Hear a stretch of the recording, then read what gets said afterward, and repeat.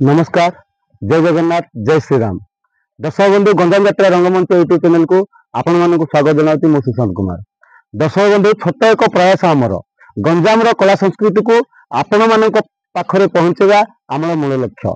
क्या दुख कि कष्ट देवा आमर जमार उद्देश्य नहीं। बंधु गपसप कार्यक्रम को आपण मानक स्वागत जनावती मु सुशांत कुमार। दर्शक बंधु आपण माने जानिथिबे आम पाखरे आज एमती एक कलाकार अच्छा जे कि बहुत कम दिन मध्य सारा गंजाम रे ना कमी से आउ कई नुहति संतोष रावण जे कि सारा गंजाम रे कम समय चांचल्य सृष्टि करछन्ति। आज तांको सहित कथा हवा गपसप कार्यक्रम रे एवं तांकर व्यक्तिगत एवं आमर गंजाम संस्कृति विषय पचारि बुझिनेबा। नमस्कार, आम कार्यक्रम को स्वागत। संतोष रावण कहले तो समस्त जानी तथापि परिचयटा मो गाँव हूँ बेलपड़ा। छोट बड़ा आम बहुत आम बासगृह हूँ गाँव रे गोटे 150 घर हे कलाकार भरपूर अच्छा सेमती कुछ ना। छोटू आम जाचु आम बापा जेजेबापा से भी गोटे गोटे कलाकार। आमर माटीटा हूँ कलार उत्पीड़। आम ग्राम जेकोसी नाच चाहिए कि कलार प्रदर्शन करेंगे कम दिन भीतर शिखी जाती। देख आम गाँव में गोटे मास्टर भी अच्छा आम कलाकार पिला भी बहुत ना कमईचु भी सेमती किसी ना। एमती तो चालू रही कलाकार जीवन टा भाई कहले किसी अत्रुटि हम ना। किंतु कलाकार जीवन में जी कष्ट से सम्मान। कला लाइन को प्रथम आसिल केमी मु जिते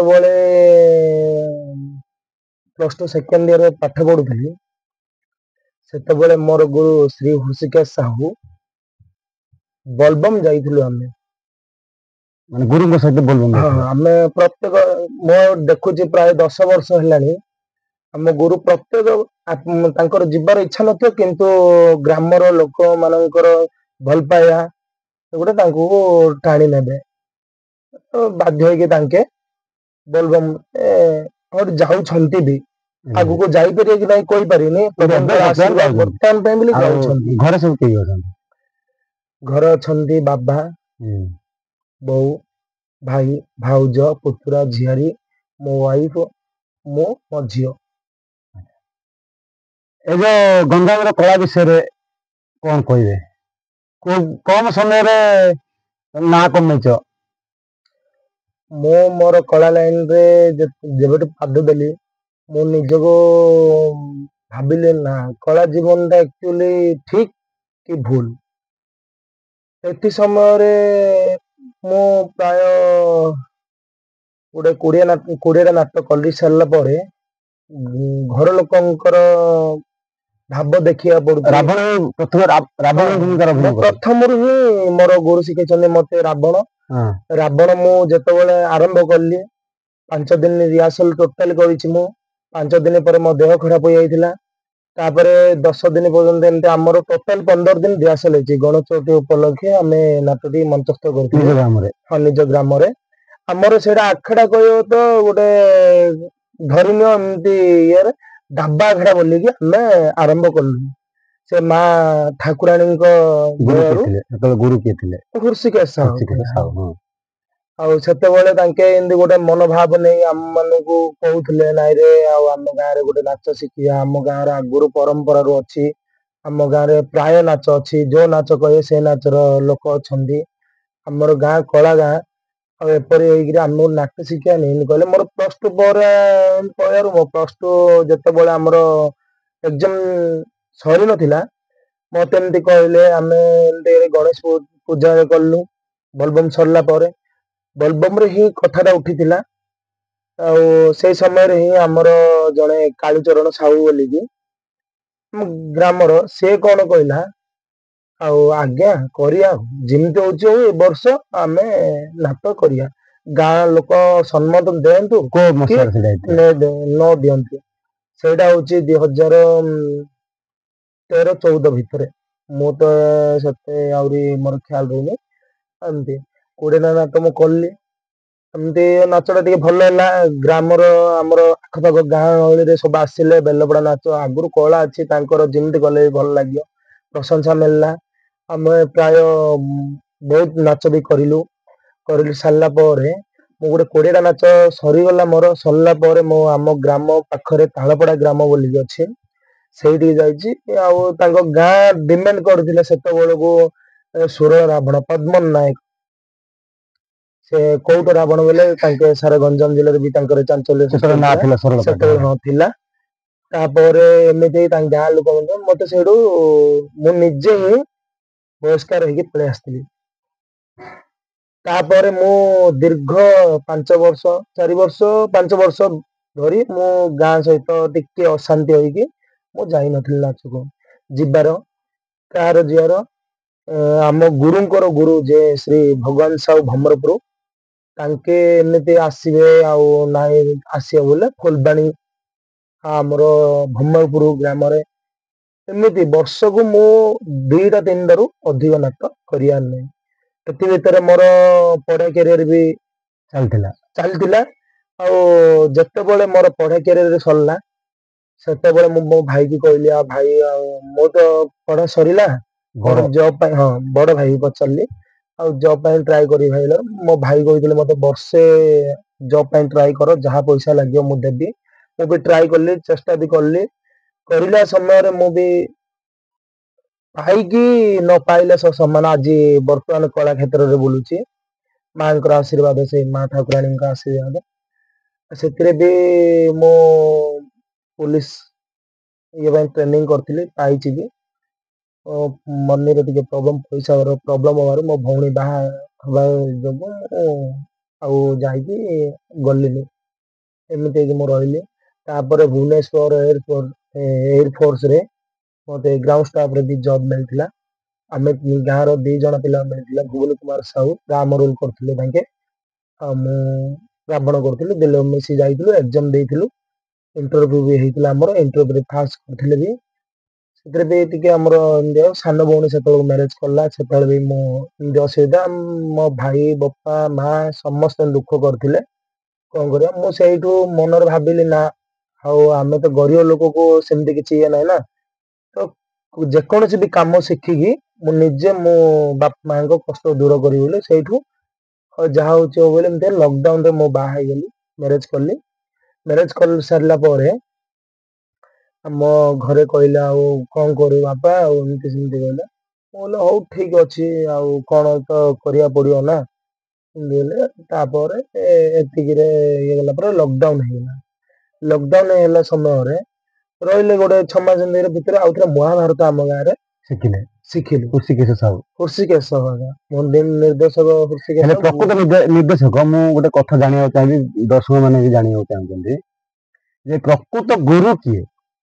ମୋର ସନ୍ତୋଷ ରାବଣର ଆକ୍ଚୁଆଲି ପ୍ରକୃତ ଗୁରୁ ମୋର କଳାକାର ଜୀବନରେ ପ୍ରଥମ ଗୁରୁ ହଉଛି, ଯିଏ କି ମତେ ଶିକ୍ଷାଦାତା ହୃଷିକେଶ ସାହୁ ହଉଛି ମୋର ପ୍ରଥମ ଗୁରୁ। ଏପରି ତ ଭାଇ ଦର୍ଶକ ମାନେ କହିବେ, ଆମେ ବି କହୁଛୁ କଣ ପାଇଁ, ଦେଖ ଗଞ୍ଜାମ ଜିଲ୍ଲାର ସମସ୍ତେ କହୁଛନ୍ତି ଯେ ରୋହିତ ରାବଣ ହଉଛି, ଗୁହାଳପୁର ରୋହିତ ରାବଣ ହଉଛି ମୋ ଗୁରୁ। ମୁଁ ତାଙ୍କୁ ଗୁରୁ ସମ୍ମାନ ଦଉଛି। ଶିବ ରାବଣକୁ ସମ୍ମାନ ଦଉଛି ମଇଶାନପୁର। ଡାକ ଭାଇ ବଉଳ ଝୁଳି ତାଙ୍କୁ ବି ସମ୍ମାନ ଦଉଛି, ଗୁରୁ ହିସାବରେ ମାନୁଛି। ଏମିତି କୃଷ୍ଣ ଭାଇ, ବାବୁଲା ଭାଇ, ଆମର ଟିଟୁ ରାବଣ, ଦାଶରଥୀ ଆଜ୍ଞା, ଆଉ ଏମିତି ଯେତେ ଅଛନ୍ତି ଅଛି, ମୋଠୁ seniority। ଯିଏ ସିନିୟର ମୁଁ ତାଙ୍କୁ ଗୁରୁ ବୋଲି ମାନୁଛି। ଏମିତି ବି ବିଷ୍ଣୁ ପ୍ରସାଦ ପାଢୀ ଦଶରଥ ରୋଲ କରୁଛନ୍ତି ଇଏର ଗୁହାଳପୁର, ଗୋପାଳପୁର। ତାଙ୍କୁ ବି ମୁଁ ନିଜେ ଗୁରୁ ବୋଲି ମାନୁଛି। ଏମିତି ନାହିଁ, ମୋଠୁ ଯିଏ ସିନିୟର କଳାକାର ମାନଙ୍କୁ ମୁଁ ସମସ୍ତଙ୍କୁ ରେସପେକ୍ଟ ଦଉଛି, ଗୁରୁ ଭାବରେ ଗ୍ରହଣ କରୁଛି। ଆଉ ମୋର ପ୍ରକୃତ ଗୁରୁ ହଉଛି ହୃଷିକେଶ ସାହୁ, ବେଲପଡା। ଧନ୍ୟବାଦ, ବହୁତ ଭଲ କଥାଟି ଆମେ ଜାଣିବାକୁ ପାଇଲୁ। ଏବେ ରିସେଣ୍ଟଲି ଯୋଉ ଆମର ଗଞ୍ଜାମ ପୌରାଣିକ ନିର୍ଦ୍ଦେଶକ ସଂଘ ବାଦ ନାଚ ପୁରା ବନ୍ଦ କରିଦେଇଛନ୍ତି, ମାନେ କିଛି ଦିନ ପାଇଁ। ତା ବିଷୟରେ କଣ କହିବେ? ବାଦ ନାଚ ବନ୍ଦ କରିବା ଦ୍ଵାରା ଭଲ ନା କିଛି ପ୍ରଭାବ ପଡିବ ଦର୍ଶକ ମାନଙ୍କୁ ଏବଂ କଳାକାର ମାନଙ୍କୁ? ମୁଁ ସର୍ବପ୍ରଥମେ ମୋର ଶିକ୍ଷକ ଗୁରୁଜୀ ମାନଙ୍କୁ ଭୂମିଷ୍ଠ ପ୍ରଣାମ। ବାଦି ନାଚଟି ବନ୍ଦ କରିକି ବହୁତ ଠିକ କରିଛନ୍ତି। ଦେଖନ୍ତୁ ଆଜିକାଲି ଯୋଉ ପ୍ରକାର ବାଦି ନାଚ ପ୍ରଦର୍ଶନ ହଉଛି କଳାର ମର୍ଜିତା ହାନି ହଉଛି। ଦେଖ ଅନ୍ୟ ଜଣେ ରୋଲ କରୁଛି, ଏପଟେ ଅନ୍ୟ ଜଣେ ରୋଲ କରୁଛି, ସିଏ କହୁଛି ଏପଟେ ସେପଟେ ଗାଳି ବ୍ୟବହାର କରୁଛନ୍ତି, ତାଙ୍କେ ବି ଗାଳି ବ୍ୟବହାର କରୁଛନ୍ତି। ସେପଟେ ଗୋଟେ କଳାର ମର୍ଜିତା ରହୁନି, ଏପଟେ ବି କଳାର ମର୍ଜି। ସେ କହିବ ନା ତାଙ୍କୁ ପଠଉନାହାନ୍ତି ସାର୍, ତାଙ୍କେ କହିବ ନା ସିଏ ଯାଉନି ମୁଁ କଣ ପାଇଁ ଯିବି। ଏଗୁଡା କି ଆମର ସମୟର ଅତିବାହିତ ହେଇ ଯାଉଛି। ପ୍ରଥମେ ଥିଲା ଆମର 20 ଘଣ୍ଟା ହେଲାକୁ ମୁଁ ଯେତେବେଳେ ପ୍ରଥମରେ ଆମେ ବାଦି ନାଚ ଯାଇଥିଲୁ ଆମ ଗାଁ ପାର୍ଟି, ଆମର ବଳରାମପୁର ପଡିଆ, ଜାଣିଥିବେ ବାଗଲପୁର ପଡିଆ ବୋଲି, ସେଇଠି ଯାଇଥିଲୁ। ପ୍ରତାପ ଚନ୍ଦ୍ର ପ୍ରଧାନ ତାଙ୍କର ଏଇଠି ଚୁଡଙ୍ଗପୁର, ତାଙ୍କ ସହ ଆମର ବାଦ ହୋଇଥିଲା। ବେଲପଡା ବର୍ଷେସ ଚୁଡଙ୍ଗପୁର ନୁହଁ, ସେଇଟା କୋଉ ପାର୍ଟି ଆସିଥିଲା, ପ୍ରତାପ ମୋର ଟିକେ ଟିକେ ସେତ ଅଭିଜ୍ଞତା ଥିବାର। ସେତେବେଳେ ପଦ୍ମନ ଆଜ୍ଞା ଆସିବାର, ତାପରେ ମୁଁ ଯେତେବେଳେ 5 ବର୍ଷ ବେକ୍ ହେଲା ସମୟରେ ସେଥିରୁ ବର୍ଷେ ପଦ୍ମନ ଆଜ୍ଞା ଆସିଲେ, ତାପରେ ରୋହିତ ଆଜ୍ଞା ଆସିଲେ ଆମ ଗାଁକୁ। ଯେତେବେଳେ ଆଉ ସେତେବେଳେ ଥିଲା, ମୁଁ ତାଙ୍କୁ ସବୁବେଳେ ଭାଇ ନାହିଁ ଡାକୁଛି। ଆଉ ସେତେବେଳକୁ ତାଙ୍କେ ଥିଲେ। ତାପରେ ଆମ ଗ୍ରାମରେ ଏମିତି ଗୋଟେ ଇଏ ହେଲା, 22 ଘଣ୍ଟା 20 ଘଣ୍ଟା 18 ଘଣ୍ଟାରେ ବାଦି ନାଚ ସମାପ୍ତ ହବାର। ବର୍ତ୍ତମାନ ତ ବେଲପଡାକୁ ବାଉଳେ ଲାଗିଥିବେ, ଜାଣିଥିବେ ଆପଣ ଚୌଧୁରୀଟି ଗରବଡା, ସେଇଠି ପ୍ରଥମେ ଆମେ ଖେଳିଲୁ 34 ଘଣ୍ଟା, ତାପରେ ମଦନ ମୋହନପୁର ତାଙ୍କେ ଖେଳିଲେ 36 ଘଣ୍ଟା, ତାପରେ ଏମିତି ଅନ୍ୟାନ୍ୟ ବର୍ତ୍ତମାନ 52 ଘଣ୍ଟା ଲାଞ୍ଜିଆରେ ଖେଳିଲୁ। ହେଲେ ଫାଶୀଗୁଡା କଥା ମୁଁ ବି ଯାଇଛି ଫାଶୀଗୁଡା, କିନ୍ତୁ ମୁଁ ନିର୍ଦ୍ଧାରିତ ଟାଇମ ଟା କହିପାରିନି। ମୁଁ ନିଜକୁ ଭାବୁଛି 40+ ହବ। ହେଲେ ମାନେ ବ୍ୟକ୍ତିଗତ ହିସାବରେ ମୁଁ ପଚାରୁଛି, ବାଦ ନାଚକୁ ମାନେ ଯେ ଏତେ ସମୟ ହଉଛି, ମାନେ ବ୍ୟକ୍ତିଗତ ହିସାବରେ ମୁଁ ପଚାରୁଛି, ବାଦ ନାଚ ହବା ଠିକ ନା ଭୁଲ? ବାଦି ନାଚ ହବା ଠିକ, ମନା ନାହିଁ, ଭୁଲ କିଛି ନୁହଁ। କଳାକାର ଜୀବନରେ କଳା ତ ପ୍ରଦର୍ଶନ କରିବା ଆମର କାମ, ସେଇଟା କିଛି ନୁହଁ। କିନ୍ତୁ ବାଦି ନାଚ ହଉ, ମନା ନାହିଁ, କିନ୍ତୁ ନିର୍ଦ୍ଧାରିତ ଗୋଟେ ଟାଇମ ଦରକାର। ନିର୍ଦ୍ଧାରିତ ଗୋଟେ ଗାଁର କମିଟି ମେମ୍ବର ମାନେ ଆସିକି ନିଜ ଶିକ୍ଷକଙ୍କୁ ବଣା ଦେବା ଦରକାର। ଆଉ କଳାକାର ମାନେ ବି ଶିକ୍ଷକଙ୍କୁ ସମ୍ମାନ ଦେବା ଉଚିତ। ଭାଇ ମୁଁ କହୁଛି, ଆଜି ମୋ ଗୁରୁକୁ ବି ମୁଁ ସମ୍ମାନ ଦଉଛି, ଅନ୍ୟକୁ ବି ଦେବି, ସେମିତି କିଛି ନୁହଁ। ଯେକୌଣସି ଶିକ୍ଷକ ହଉଛି ଆମ ଗୁରୁ, ସେଥିଯୋଗୁ ତ ଆମେ ସେମିତି କହିବେ। ଆଉ ଆଜି ମୁଁ ପିଣ୍ଟୁ ଆଜ୍ଞା ଯାଉଛି, କାଲି କି ରାଜୁ ଆଜ୍ଞା ଯାଉଛି, ପର ଦିନକୁ ଏମିତି ଲାଗି ରହିଛି। ସନାତନ ଆଜ୍ଞା, ପ୍ରଦୀପ ସାର୍, ସମସ୍ତେ ଅଛନ୍ତି, ସମସ୍ତେ ଆମେ ଯାଉଛୁ। ତାଙ୍କୁ ଯଦି ଆମ ଗୁରୁ ତୁଲ୍ୟ ମନରେ ଭାବିବା, ତାହେଲେ ସାର୍ କହିବେ ସନ୍ତୋଷ ଯାଅ, ଆମେ ସେଇଠୁ ନମସ୍କାର କରିକି ଆସିବାକୁ ପଡିବ। ସେଇଟା ହଉଛି ଗୁରୁଙ୍କର ସମ୍ମାନ। ଆଜ୍ଞା କହିବେ ଯାଅ ବୋଲି କହିଲେ, ଆଜ୍ଞା ତାଙ୍କେ ଯାଉନାହାନ୍ତି ସାର୍, ମୁଁ କେମିତି ପଳେଇବି? ଏଇଟା ହଉଛି କଳାର ହାନି। ଆଉ ଏବେ କାଚ ଖାଇବା, ମାନେ ଅସୁର ହଉ ମାନେ କାଚ ଖାଇବା, ଯୋଉଟା କି ମାନେ ନିଜ ପ୍ରତି ବିପଦ ସହିତ ଖେଳିକି ମଧ୍ୟ କଳାକୁ ପ୍ରଦର୍ଶନ କରୁଛନ୍ତି, ତାହା ବିଷୟରେ କଣ କହିବେ? ଦେଖ ଏବେ ଆମର ଆକ୍ଚୁଆଲି ଦେଖ ଶୁଣନ୍ତୁ, ମୁଁ ହିଁ କଳାକାର ଅନ୍ୟ କଳାକାର ଉପରକୁ କିଛି ଆଙ୍ଗୁଠି ଉଠେଇ କହିବା କି ଆମେ ଦର୍ଶକ ମାନଙ୍କୁ ଖୁସି କରିବା ପାଇଁ ବୋଲିକି ମୁଁ ଟେକିଛି। ମୁଁ ନିଶ୍ଚିନ୍ତ ବହୁତ ବଡ ଭୁଲ କରିଛି, ଆଉ ଏଇ ଭୁଲ ପାଇଁ ମୁଁ କ୍ଷମା ବି ମାଗୁଛି ଦର୍ଶକ ଭାଇ ମାନଙ୍କୁ, ଆମର ଗୁରୁ ମାନଙ୍କୁ, ସମସ୍ତଙ୍କୁ ମୋର କ୍ଷମା ଭୁଲ ମାଗୁଛି। ଆଉ ଗୋଟେ କଥା ଜାଣିବାକୁ ଚାହିଁବି, ଗଞ୍ଜାମର କଳା ସଂସ୍କୃତି ଯେ ପ୍ରଦର୍ଶନ କରୁଛନ୍ତି ଏବେ ବାହାରେ, ଆମର ନୟାଗଡ଼ ରାମାୟଣ କି ଅଲଗା ରାମାୟଣକୁ ଆମ ଗଞ୍ଜାମର ରାମାୟଣ ସହିତ ଯଦି ତୁଳନା କରିବା, ତା ବିଷୟରେ ଏଥିଭିତରେ ତୁଳନା ଯଦି କରିବା, ଆମେ ନୟାଗଡ଼ ରାମାୟଣ ଦେଖ, ତାଙ୍କର ଗୋଟେ କଳାର ମର୍ଜିତା ତାଙ୍କେ ରଖିକି ତାଙ୍କେ ନାଟଟା କରୁଛନ୍ତି। ଆମର ଗଞ୍ଜାମରେ ବି କଳା ମର୍ଜିତା ରଖିକି କରୁଛନ୍ତି। ବର୍ତ୍ତମାନ ଯେବେଠୁ ବାଦିନା ଚଲା ସମୟ ଅତିବାହିତ ଅଧିକ ହେଇଗଲା, ସେଦିନଠୁ ନିଜକୁ ବି ଆମେ ଭାବୁଛୁ ନା ଏପଟେ କଳା ପ୍ରଦର୍ଶନ କରିବା ଠିକ ନାହିଁ। ଆମେ ନିଜେ ଭାବୁଛେ ତାଙ୍କର ନିର୍ଦ୍ଧାରିତ ଗୋଟେ ଟାଇମ ଥାଉଛି ସମୟ ନିର୍ଦ୍ଧାରିତ ଭାବରେ ଶିକ୍ଷକ ମାନିକି ଚଳୁଛନ୍ତି ତାଙ୍କର କଣ ଆମେ ନିଜେ ହିଁ ଡାଇଲେକ୍ଟ କହୁଛନ୍ତି ତାଙ୍କେ ସେଇଟାକୁ ଗୀତ ମାଧ୍ୟମ ସଙ୍ଗୀତ ମାଧ୍ୟମରେ କଳାଟାକୁ ପ୍ରଦର୍ଶନ କରୁଛନ୍ତି ଏଥିରେ ଡିଫରେଣ୍ଟ ହେଲା ଏତିକି ତାଙ୍କେ ଗୀତ ହିସାବରେ କଳାକୁ ପ୍ରଦର୍ଶନ କରୁଛନ୍ତି ଆମେ ନିଜେ ଆମେ ଡାଇଲଗ କହିକି ଆମେ କଳା ପ୍ରଦର୍ଶନ କରୁଛୁ ଆମର ଯୋଉ ସଙ୍ଗୀତ ଯୋଉ ନିର୍ଦ୍ଦେଶକ ଗୁରୁ ତାଙ୍କେ ବସି କରୁଛନ୍ତି ଏହା ବସିକି ଫରକ। ହଁ ଆଉ ଗୋଟେ କଥା ପଚାରିବି ମାନେ ବ୍ୟକ୍ତିଗତ କଥାଟି ପଚାରିବି ମାନେ ଏ କଳାକୁ ପେଶା ବୋଲି ଭାବୁଛନ୍ତି ନା ଅଲଗା କିଛି ଇନକମ୍ ଅଛି ଆଉ?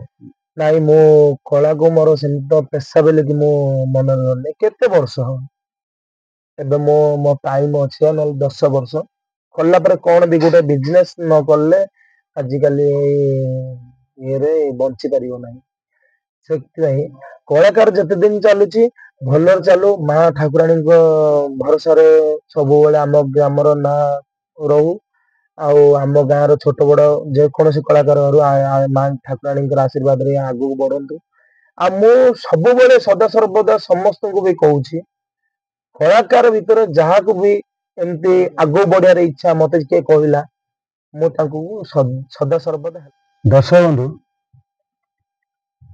ଆସନ୍ତୁ କିଛି ଝଲକ ଦେଖିନେବା ମାନେ ଷ୍ଟେଜରେ କୋଉ ଭଳିଆ ଅଭିନୟ କରୁଛନ୍ତି ତାର ଟିକେ ଝଲକ ଦେଖିନେବା।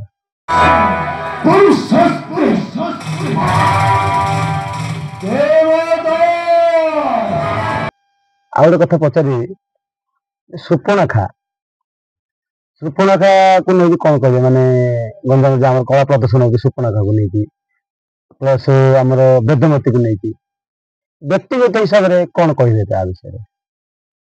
ଦେଖ କଳାକାର ଜୀବନ ତ କିଏ କେମିତି କଳା ପ୍ରଦର୍ଶନ କରିବା ଠିକ ଆଉ ଦର୍ଶକ ମାନଙ୍କୁ ବି ଉତ୍ସାହିତ କରିବା ବି କଳାର ମହତ୍ୟ ତେଣୁ ଆଜିକାଲି ଯୋଉ ବାଦ୍ୟ ନାଚ ଗୁଡାକରେ ଯୋଉ କଳା ପ୍ରଦର୍ଶନ ହଉଛି ମତେ କାହିଁ ଠିକ ମନ ଲାଗୁନି ଦେଖ ରାବଣର ଭଉଣୀ ହଉଛି ସୁପର୍ଣ୍ଣଖା ସମସ୍ତେ ଜାଣିଛନ୍ତି ଗୋଟେ ଛୋଟ ପିଲାରୁ ବି ଜାଣିଛନ୍ତି ଯେ ହଁ ରାବଣ ରାଜ ଦରବାର ଯାଉଛି ସୁପର୍ଣ୍ଣଖା ଯାଉଛି ମାୟା ରୂପରେ ଯେତେବେଳେ ସୁପର୍ଣ୍ଣଖା ହଉଛି ସେ ମାୟାବୀ କେତେବେଳେ ସୁନ୍ଦରୀ ହେଇପାରିବ କେତେବେଳେ ରାକ୍ଷସୀ ମନୋବୃତ୍ତି ନେଇପାରିବ ସେ କରିପାରିବ ଯେତେବେଳେ ଆମର ରାମ ଲକ୍ଷ୍ମଣ ସୁନ୍ଦରୀ ଭାବରେ ଯାଇଥିବ ଲକ୍ଷ୍ମଣ ଠାକୁ ଗଲେ ମୋ ବାଦିନାଚ କଥା ବ୍ୟକ୍ତିଗତ କହୁଛି ସୁପର୍ଣ୍ଣଖା ତୁଟିରେ ଏଗୁଡାକ କରିବା ଠିକ ନାହିଁ କୁହ ଡାଇଲଗ କୁହ ଅଭିନୟ କର ଯାହାବି ଆମର ସାର୍ ଗୁରୁଜୀ ଯିଏ ଶିଖେଇଛନ୍ତି ଆମ ଗୁରୁ ତାହାକୁ ନେଇ କର କିଛି ପ୍ରୋବ୍ଲେମ ନାହିଁ କିନ୍ତୁ ଟିକେ ଆମେ ଯାହା ଏବେ ଦେଖ ଧରିନିଅ ଲକ୍ଷ୍ମଣଠୁ ଧନୁଟା ଆଣିକି ଆମେ ଡିଆଁ ଡିଇଁ କରିଦଉଛୁ ସୁପର୍ଣ୍ଣଖା ଆଉ ବସିକି ଖଣ୍ଡା ଟା ଫାଇଟିଙ୍ଗ କରୁଛନ୍ତି ତାପରେ ଶଗଡ ଗୁଳି ଉଠେଇ ଦଉଛନ୍ତି ସାଇକେଲ ଉପରେ ବସେଇଛନ୍ତି ଆମେ ଉଠୁଛନ୍ତି ତାପରେ ସୁପର୍ଣ୍ଣଖା ସେ ଜଣେ ନହେଲେ 4 ଜଣ ଜଣେ ହିଁ ସୁପର୍ଣ୍ଣଖା ଆମେ ଷ୍ଟେଜକୁ 4 ଜଣ ଯିବା କଣ ଆବଶ୍ୟକ ସୁପର୍ଣ୍ଣଖା ରୋଲ କରୁଛନ୍ତି ଜଣେ ହିଁ ଅଭିନୟ କରିବ ସେଥିରେ ଜଣେ ଶଗଡ ଗୁଳି ଏମିତି ଚୁଟିରେ ବାନ୍ଧି ଦଉଛି ସେ କିଏ ଶଗଡ ଗୁଳି ହାତରେ ଟେକି ଦଉଛି ଏଗୁଡାକ କଳାର ଅପସଂସ୍କୃତି ନା କଳାର ଯୋଉ ମର୍ଜିତା ଆମର ରହୁଛି ଗଞ୍ଜାମ ଜିଲ୍ଲାରେ ସେଇଟା ଆମର ହାନି ହଉଛି କିନ୍ତୁ ଲୋକ ଆଉ ଦର୍ଶକ ମାନଙ୍କୁ ଭଲ ଲାଗୁଛି ତାହା ଲାଗି ଆମ କଳା ପ୍ରଦର୍ଶନ ସେମିତି କରାହଉଛି ବାଦିନାଚ ଗୁଡାକ ଯଦି ବାଦିନାଚ ବନ୍ଦ ଅଛି ମୋ ମତରେ ଠିକ ଅଛି ଆମର ବିରାଇଧ ଆପଣ ପଚାରିଲେ ବିରାଇଧ ଦେଖ ଭାଇ ମାନେ ଯେକୌଣସି ରିକ୍ସ କାମ କରୁଛନ୍ତି କାଚ ଖାଇବା ହଉ କାଚ ଖାଇବା ହଉ ଶଗଡ ଚକା ଉଠେଇବା ହଉ ବେକରେ ଧରିକି ଶଗଡ ଶଗଡ ଗୁଳି ଦେଖ ଆମର ଇଏ ବାଇକ ହାତରେ ରଖୁଛନ୍ତି ବୁଲେଟ ଚଢେଇବେ ତାପରେ 4 ଜଣ ବସିଥିବ କିଏ ତଣ୍ଟିରେ କାର ଗାଡି ଝୁକୁଛି କିଏ ଡାଲା ଝୁକୁଛି କିଏ ବାଇକ୍ ଝୁକୁଛି କିଏ କୋଉ ଜୀବନ ପ୍ରତି ଆମେ ବାଜି ଲଗଉ ଦେଇଛନ୍ତି ଏଥିରେ କଣ ମିଳିବ ଧରି ନିଅ କଳାକାର ଜୀବନରେ ଏମିତି କଳା ପ୍ରଦର୍ଶନ କରୁ କରୁ କେତେବେଳେ ଜୀବନ ଟା ପଳେଇଯାଏ ତାରେ ଶୂର୍ପଣଖା ଯିଏ ବି ରୋଲ କରୁଛି ସେମାନଙ୍କର ବି ଜୀବନ ପ୍ରତି ବିପଦ। ଆମର ଯେ ହନୁମାନ ରୋଲ ହେଲେ କରୁଛନ୍ତି, ଏଗୁଡା ସବୁ କରିବାଟା ଠିକ ନା ଭୁଲ ବୋଲି ମୋ ଭାବୁଛ? ମତରେ ଏଗୁଡାକ କରିବାଟା ଭୁଲ। ଭାଇ କଳା ପ୍ରଦର୍ଶନ ଆମେ କରିବାକୁ ଯାଇଛନ୍ତି, ଆମେ ଗଞ୍ଜାମ ଜିଲ୍ଲାରେ କଳା ସଂସ୍କୃତି ବଞ୍ଚେଇ ରଖିବା, ତାହେଲେ ଆମେ କଳାର ଯଦି ମହତ୍ଵ ବୁଝିକି କଳାକୁ ପ୍ରଦର୍ଶନ କରିବା, ଏଇଟା ହିଁ ଠିକ। ଆମେ ବାଇକ୍ ଚଢେଇଦବା ନା ହାଇଲାଇଟ କରେଇଦବା, ନହେଲେ ଗଞ୍ଜାମ ଜିଲ୍ଲା ଚାଞ୍ଚଲ୍ୟ ସୃଷ୍ଟି କରିଦେଲି ବୋଲିକି ମୁଁ ଏମିତି କରିବା ସେମିତି କରିବି, ଏମିତି କାହାକୁ ଶିକ୍ଷକର କଥା ନ ମାନିକି ବାଦି ନାଚରେ ଏମିତି କରିବା। ବାଦି ନାଚ କରୁଛନ୍ତି କିନ୍ତୁ ସିଙ୍ଗଲ ନାଚ ଆମର ଯେକୌଣସି ଗୋଟେ ପାର୍ଟି ନାଚ ବି ପଡୁଥାଏ, ସେଇଥିରେ ବି ସେଇଟାକୁ କରାଯାଉଛି। ସେଇଟା ବି ମୋ ମତରେ ମତେ ଠିକ ଲାଗୁନି। ଆଉ ଆମର ଧରି ନିଅ ବେଦମତୀ କଥା, ଦେଖନ୍ତୁ ବେଦମତୀ ହଉଛି ସତୀ କନ୍ୟା, ପିତୃହତ୍ୟା ନାରୀ। ଆମେ ତ ଭାଇ ଛୋଟ କଳାକାର, ସେମିତି କିଛି ନୁହଁ। ଆଉ ମୁଁ ଯେତିକି ମୋର ଅଭିଜ୍ଞତା, ବେଦମତୀ ହଉଛି ସତୀ ନାରୀ ମାନୁଛି, କିନ୍ତୁ ପିତୃହତ୍ୟା ନାରୀ ବୋଲିକି ମୁଁ ବି ଜାଣିଛି। ମୁଁ ତ କାହାକୁ ମୋ ଗୁରୁ ବି ମତେ କହିନି ଯେ ବେଦମତୀ ଏମିତି ସେମିତି। ମୁଁ ମୋ ମନରେ ମୁଁ ଭାବିକି କହୁଛି, ବେଦମତୀ ଜଣେ ହିଁ ଯିବା ଉଚିତ। ଆମର ବାଦି ନାଚ ହେଲେ କାର 10ଟା, କାର 20ଟା, କିଏ 30ଟା, ଯିଏ ଝଗଡା ଝାଟି ଗାଳି ଏମିତି ସବୁ ଝଗଡା ଝାଟି ହଉଛନ୍ତି। ସେଗୁଡାକ ନ କରିକି ବାଦ ହଉ ସିଙ୍ଗଲ ହିଁ ଯିବେ। ବେଦମତୀ କି ସ୍ପର୍ଶ ବିନାରୁ ଆଉ କିଛି କରିବା ଉଚିତ ନାହିଁ। ଆମେ କାର ଲୁଗା ଝିକି ଦଉଛନ୍ତି, କାର ଏଗୁଡାକ ଠିକ ନୁହଁ। ମୁଁ ଗୋଟେ ଜାଣିବାକୁ ଚାହିଁବି, ଆପଣ ଯୋଉ ରାବଣ ଭୂମିକାରେ ଅଭିନୟ କରିବା ସମୟରେ, ବେଦମତୀ ସିନ୍ କରିବା ସମୟରେ କୋଉ ପ୍ରକାର ଅଭିନୟ କରୁଛନ୍ତି? ଦେଖ, ଆମେ ଯେତେବେଳେ ମୁଁ ସିଙ୍ଗଲ ପାର୍ଟରେ ବି କରିଲା ସମୟରେ ମୁଁ କାହାର ଲୁଗା ଆଉ କାହାକୁ ଏମିତି ଏଗୁଡାକ ମୁଁ କରେନି। ନର୍ମାଲି କରିବି, ଚୁଟିଟା ଧରିବି, କାହାକୁ ତ ଏମିତି ଅଭିନୟ ହିସାବରେ ଏମିତି କିଛି ଅପସଂସ୍କୃତି ଯେମିତି ନହେଲା ସମୟରେ ସେତେବେଳେ ମନକୁ ଗୋଟେ ମୁଁ ନିଜେ ଭାବିକି ଚିନ୍ତିକି ଗୋଟେ କଲା ସମୟରେ ଭୁଲ ବି ମୁଁ ବି ନିଜେ ଭୁଲ କରୁଛି, ସ୍ୱୀକାର ତ କରୁଛି, ମାନୁଛି ମୁଁ ଭୁଲ କରିଛି ବୋଲିକି, ସେମିତି କିଛି ନୁହଁ। କିନ୍ତୁ ମୁଁ ଆଗକୁ ଆଉ ସେମିତି କରିବା ପାଇଁ ଚାହୁଁନି। ଦର୍ଶକ ଭାଇ ମାନଙ୍କୁ ମୋର ବିଶେଷ ଅନୁରୋଧ, ଆଉ ମୁଁ ଆଗକୁ ଯେମିତି ହଉ ଏଗୁଡାକ କରିବା ପାଇଁ ନ ଚାହୁଁନି। କରିକି, ହଁ। ଆଉ ବେଦମତୀ ଯିଏ ବି ଭାଇ ମାନେ କରନ୍ତୁ, ଆଉ ଜଣେ ହିଁ ଯାଆନ୍ତୁ, ବାଦ ହଉ କି ସିଙ୍ଗଲ ହଉ ଯାହା ହଉଛି ହଉ, ଡାଇଲେକ୍ଟ କୁହ। ଆମର କଳାକୁ କିପରି ଆମେ ଅପସଂସ୍କୃତି ରୋକିକି ସଂସ୍କୃତ ହିସାବରେ ଆମେ ଚାଲିବା, ସଂସ୍କୃତିକି ଧରି ଚାଲିବା, ଦର୍ଶକ ମାନଙ୍କୁ ବି ଉତ୍ସାହିତ କରିବା। କଣ ସିଙ୍ଗଲ ଗଲେ କଣ ଦର୍ଶକ ମାନେ ଉତ୍ସାହିତ ହେବେନି କି? ଯାହା କଳା ସିଏ ଯଦି କଳାକୁ ପ୍ରଦର୍ଶନ କରିପାରିବେ, ତାକୁ ଭଲ ଲାଗିଲା ବୋଲେ ଦର୍ଶକ ମାନଙ୍କୁ ବି ଭଲ ଲାଗିବ। ଆମ ଗୁରୁଙ୍କୁ ଆମେ ମାନି ଚଳିବା। ନାଚଟି ପ୍ରଦର୍ଶନ ହେବା ପୂର୍ବରୁ ଶିକ୍ଷକକୁ, ଗୁରୁଙ୍କୁ, ଆମର ମ୍ୟାନେଜର, ଅଧିକାରୀ ମହାଶୟ ସମସ୍ତଙ୍କର କଥା ମାନି ଚଳିବା। ଆଉ କଳାକୁ ଉପଭୋଗ କରିଲା ଭଳିଆ ଦର୍ଶକ ଭାଇ ମାନଙ୍କୁ ବି ଅନୁରୋଧ କରିକି କହିବା, ନା ଏଇଟା କର ସେଇଟା କର, ଦର୍ଶକ ମାନେ ବି କହୁଛନ୍ତି।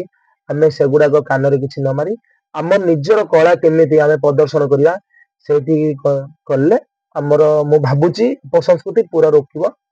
ଆଉ ଆମର ଯେମିତି ଆଗରେ ଯେପରିକା କଳା ପ୍ରଦର୍ଶନ ହଉଥିଲା, ସେଇ ପରିକା ହବ ବୋଲି ମୁଁ ଭାବୁଛି। ହଁ, ବ୍ୟକ୍ତିଗତ ହିସାବରେ। ଆଉ ଆମର ଦେଖ, ବାଦ ନାଚ ଖେଳିବାକୁ ଭଲ ଲାଗୁଛି ନା ସିଙ୍ଗଲ ନାଚ ବ୍ୟକ୍ତିଗତ ହିସାବରେ? ବ୍ୟକ୍ତିଗତ ହିସାବରେ ଗଲେ ଭାଇ ଦେଖିନିଅ, ଆମକୁ ମତେ ମୁଁ ପ୍ରଥମରୁ ହିଁ ଭାବୁଛି ସିଙ୍ଗଲ ନାଚ ମୋ ପାଇଁ ଦେଲେ କି ଭଲ। ବାଦି ନାଚ ଆମେ 3 ଦିନ 4 ଦିନ ଲା କରୁଛୁ ବି, ସେଥିରେ ସିଙ୍ଗଲ ନାଚରେ ଯେତିକି କଷ୍ଟ, ବାଦି ନାଚ ତାଠୁ ଅଧିକ କଷ୍ଟ ମାନୁଛୁ। କିନ୍ତୁ ସିଙ୍ଗଲ ନାଚ ଆମେ 4ଟା କରିଦବା, ସିନା ବାଦି ନାଚ ଗୋଟେ କରିବାଟା ବଡ କଷ୍ଟ ଲାଗୁଛି। ପବ୍ଲିକ କହୁଛନ୍ତି ନା ସନ୍ତୋଷ ଆଣିବାକୁ ପଡିବ, ସେପଟେ କହିବେ ନା ଅନ୍ୟ ରାବଣ ଆସିବା ଦରକାର। ବେଲେ ଆମେ ପବ୍ଲିକ ସେଡେ ଏମିତି ହବ, ଏଇଟା ଏମିତି ହବ, ଆଙ୍କ ଦିଲକ ଭିତରେ ପଡୁଛି ନା ସେ ରାବଣ ଟା ଆସିଛି, ନା ଆଜି ଭଲ ଲାଗେନି। ଏମିତି ବି ମୋ କାନକୁ ମେସେଜ ବି ଆସିଛି। ମୁଁ କହିବି ନାଇଁ ଭାଇ ସେମିତି କିଛି ନୁହଁ। ଆଉ କେତେ ଜାଗାରେ ମୁଁ ଏମିତି ବାଧ୍ୟ କରିଛି, କହିବେ ମୁଁ ଯଦି କିଛି ନ କରିଲି, ଧରିନିଅ ଆମର ଅପସଂସ୍କୃତି ରୋକିଲା ଭଳିଆ ଏମିତି କରିଦେଲି, ନର୍ମାଲ କରିକି ଯଦି ପଳେଇ ଆସିଲି, ବେଦମତୀ 100ଟା ଥିବେ, ମୁଁ କାହାକୁ କିଛି କରିବିନି, ସମସ୍ତଙ୍କୁ ଏମିତି ଚୁଟା ଧରି ବାହାରକୁ କାଢିଦି ଷ୍ଟେଜ ତଳକୁ ଏମିତି ଫିଙ୍ଗିଦେଲା ଟାଇପର ଏମିତି ଅଭିନୟ କରିକି ତାଙ୍କୁ କାଢିଦିଏ। କାଲେ ବୋଇଲେ ନାଇଁ ସଞ୍ଚାର ଆଜି ଭଲ ହେଲାନି, ଏମିତି ବି ମତେ ମେସେଜ ବି ଆସିଛି। ଆଉ ମୁଁ ସବୁ ଦର୍ଶକ ଭାଇ ମାନଙ୍କୁ କହୁଛି, ଏମିତି ମେସେଜ କାହାକୁ କହୁନ। ଆମେ ଯେମିତି କି ହଉଛି ହଉ, ଏବେ ଆମର ଶିକ୍ଷକ ମାନଙ୍କର ୟୁନିୟନ ଅନୁସାରେ ଆମେ ବି ମାନି ଚଳିବା।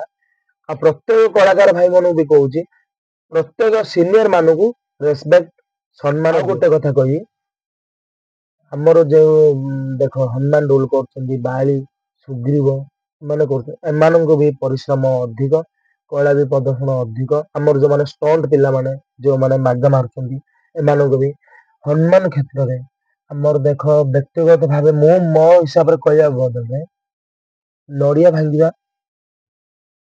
ବହୁତ ବଡ ରିକ୍ସ, ଗାଡି ଚକୁଡେଇକି ନବା ବହୁତ ବଡ ରିକ୍ସ, ପଥର ଭାଙ୍ଗିବା ବହୁତ ବଡ ରିକ୍ସ, ଶଗଡ ଗୋଳି ସହ ଖେଳିବା ଆମେ ବହୁତ ରିକ୍ସ, ନିଆଁ ଖେଳିବା ବହୁତ କଷ୍ଟ। ସବୁ ଏଯାକ କରୁଛନ୍ତି,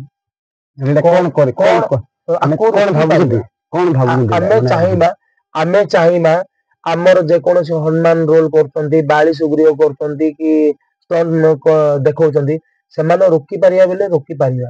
ନିଜେ ମନ ଭିତରେ ଯଦି କଳା ପ୍ରଦର୍ଶନ କରିବା ପାଇଁ ଚାହୁଁଛନ୍ତି, ନାଇଁ ଆମେ ସମସ୍ତେ ଏକ ହବା, କଳାକୁ ପ୍ରଦର୍ଶନ କରିବା ବୋଲି ଭାବିକି ଆଗକୁ ବଢିବା, ତାହେଲେ ଏଗୁଡାକ ରୋକି ପାରିବେ। ଦେଖ ନଡିଆ ନଡିଆ ହିଁ ଭାଙ୍ଗିବା, ଆଉ କୌଣସି ଆମ ଜୀବନକୁ ରିକ୍ସ ନେଇକି ଯାଦୁ କଣ ପାଇଁ ଦେଖିବା, ଶଗଡ଼ ଗୋଳି ଉଠେଇବା 4ଟା 6ଟା କଣ ଆବଶ୍ୟକ। ଆଉ ତାପରେ ଗଲେ ନିଆଁ ଲଗେଇବା ଦେହରେ ଉଡିଯିବା, ମ୍ୟାନେଜର ଅଧିକାରୀ ସେ ଗୋଟେ ଦିନ ପାଇଁ ଦେଖିବା, ମାଷ୍ଟର ପଚାରିବ ମନେ ନାହିଁ ବାବୁ ଭଲ ହେଲା ଆଉ ମେଡିକାଲ ଯାଇଥିଲ, ସେ ଗୋଟେ ଦିନ ଆପଣଙ୍କୁ ସମସ୍ତେ ସପୋର୍ଟ କରିବା ହଉଛନ୍ତି ଆମ ବାଳି ସୁଗ୍ରୀବ। ଦେଖ ମନେ ନାହିଁ ରିକ୍ସ କୌଣସି ନ ନେଇକି କଳା ପ୍ରଦର୍ଶନ ଜୀବନ ପ୍ରତି ଶଗଡ଼ ଗୋଳି ଆମର ଗୁରୁଜୀ ମାନେ ବି ମନା କରୁଛନ୍ତି, ଟିକିଟାକୁ ସେ ମୋ ମତରେ ମୁଁ କଣ ଏବେ ଆପଣ କରିବି କହିବେ, ମୁଁ କଣ ମନା କରିବି, କରିବେ କରନ୍ତୁ। ହଉ ଗୋଟେ କଥା, ଦର୍ଶକମାନେ ତ ମଞ୍ଚରେ ଦେଖିଥିବେ ଅଭିନୟ, ଗୋଟେ ଡାଇଲଗ ଟି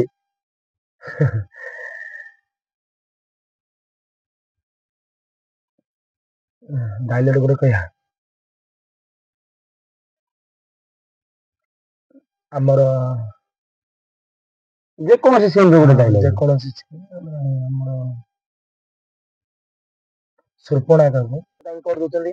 ଆମର ଗଞ୍ଜାମରେ କଣ ସାର୍ ଗୀତ ଗାଇବେ, ଆମେ ଆଉଥରେ ଗୀତ ନାଟ୍ୟ, ଏଇଟା ହଉଛି ମାନେ ଡାଇଲଗ ସହିତ ସଙ୍ଗୀତ ଅଭିନୟ ଆମ 3ଟା ରହୁଛି।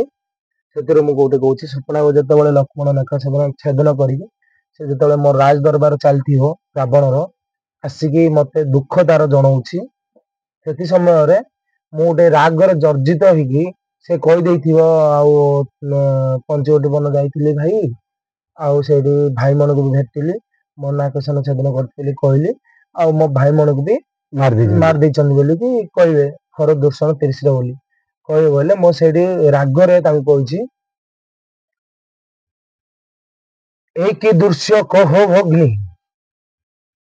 ଏତେ ଅସର୍ଦି ସେଇ ଶ୍ରୀରାମ ଲକ୍ଷ୍ମଣ, ସଙ୍ଗେ ଘେନି ଭଇ ଭର୍ଜକୁ ପଞ୍ଚୁବଟି ବନେ ମଧ୍ୟରେ କରୁଅଛି ବାସ, ଜାଣି ନାହିଁ ସେ ମୋହ ପ୍ରତାପୀ ରାବଣର ଶକ୍ତି, ଜାଣି ନାହିଁ ସେ ରାକ୍ଷସ ମାୟାର ଚାତୁରୀ। ଏଥର ଭଲ କରି ଜଣାଇ ଦେବି ସେଇ ରାକ୍ଷସ ମାୟାର ଚାତୁରୀ, ସାମାନ୍ୟ ମାନବ ହୋଇ ଏତେ ପ୍ରତିଦ୍ୱନ୍ଦିତାର, ତେବେ ଯାଅ ଭଗ୍ନି ସ୍ୱରୂପ, କୌଶଳ କରି ଧରି ଆଣିବି ତ ସୀତା ସୁନ୍ଦରୀକୁ, ହସିତା କହି ନିଶ୍ଚୟ ହରିବେ ଜୀବନ ସେଇ ଜଟାଧାରୀ ରାମ ଲକ୍ଷ୍ମଣ। ବହୁତ ସୁନ୍ଦର। ଆଉ ଦର୍ଶକ ମାନଙ୍କୁ କଣ କହିବେ ଶେଷରେ, ଦର୍ଶକ ମାନଙ୍କୁ ଆଉ କଣ କହିବେ, ମାନେ କଣ ବାର୍ତ୍ତା ଦେବେ ଆମର ଏଇ ଗଞ୍ଜାମର କଳା ସଂସ୍କୃତି ବିଷୟରେ?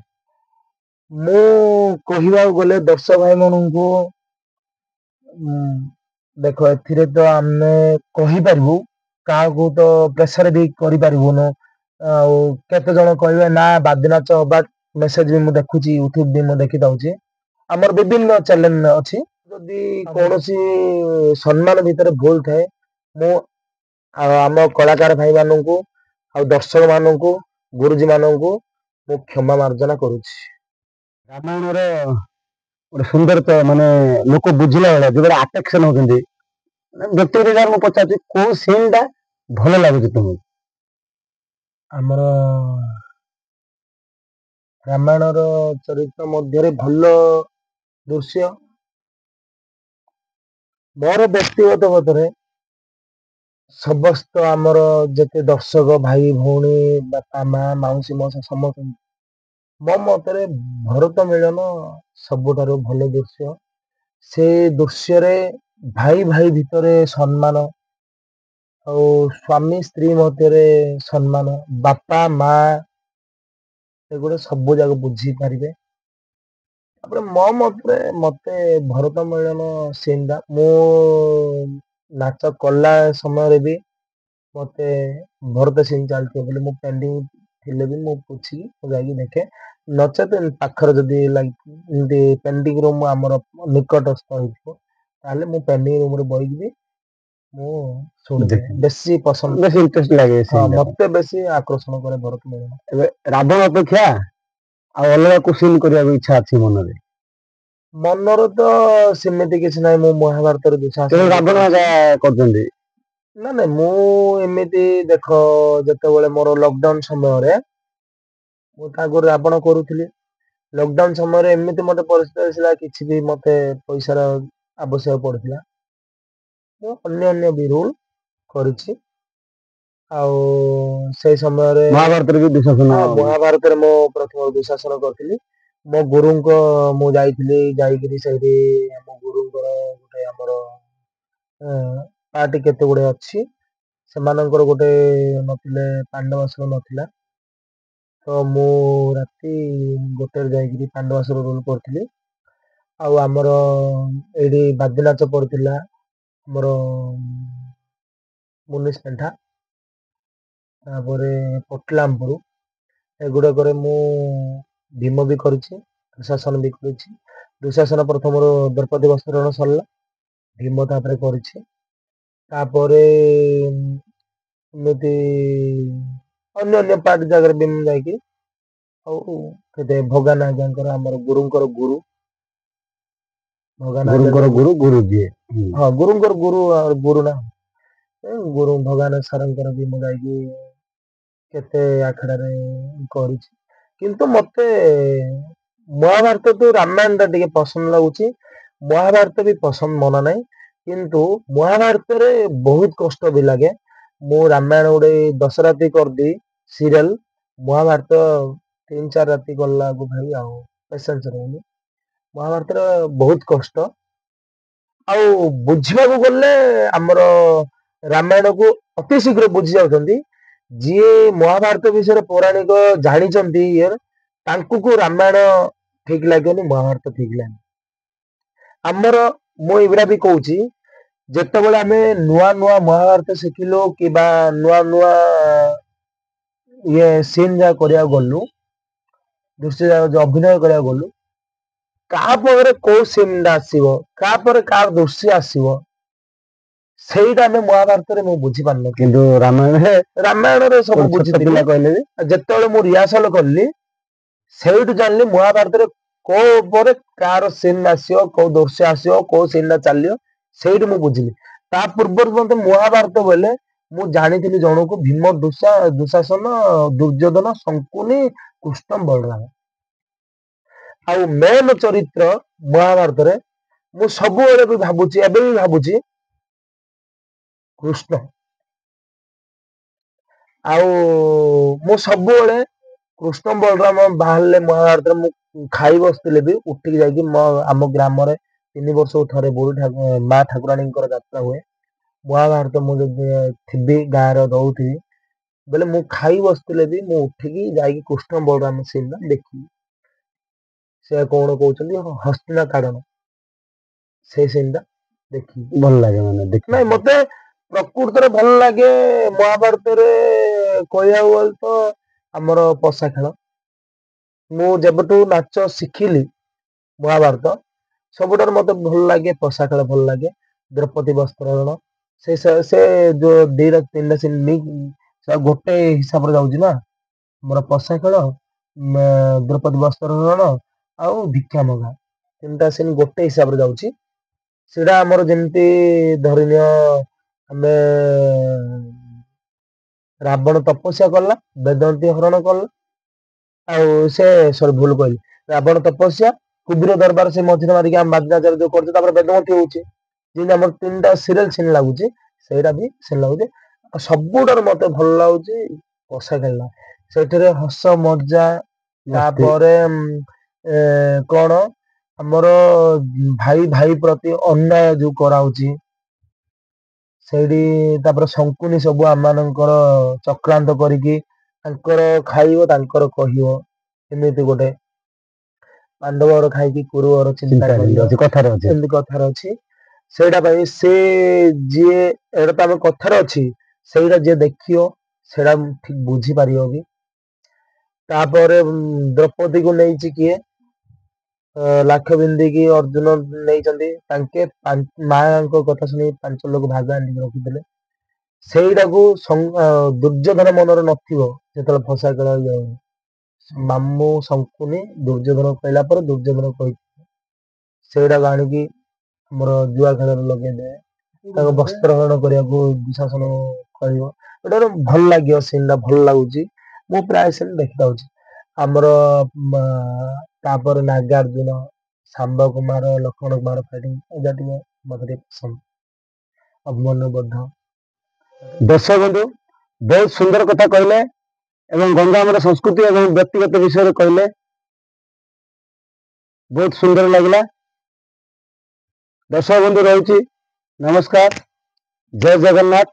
ଦେଖା ହବ ପୁଣି ଏକ ଗଞ୍ଜାମର ସୁନାମଧନ୍ୟ କଳାକାରକୁ ନେଇ ଆପଣଙ୍କ ପାଖରେ ଆସି ପହଞ୍ଚିବି, ସେତେବେଳେ ପର୍ଯ୍ୟନ୍ତ ରହୁଛି, ନମସ୍କାର, ଜୟ ଜଗନ୍ନାଥ। ନମସ୍କାର, ନମସ୍କାର, ଜୟ ଶ୍ରୀରାମ, ଜୟ ଜଗନ୍ନାଥ। ଆମର ସଦା ସର୍ବଦା କଳା ବଞ୍ଚି ରହିଥାଉ, ଗଞ୍ଜାମ ଜିଲ୍ଲାରେ ଯେପରିକି କଳା ପ୍ରଦର୍ଶନ ହଉ।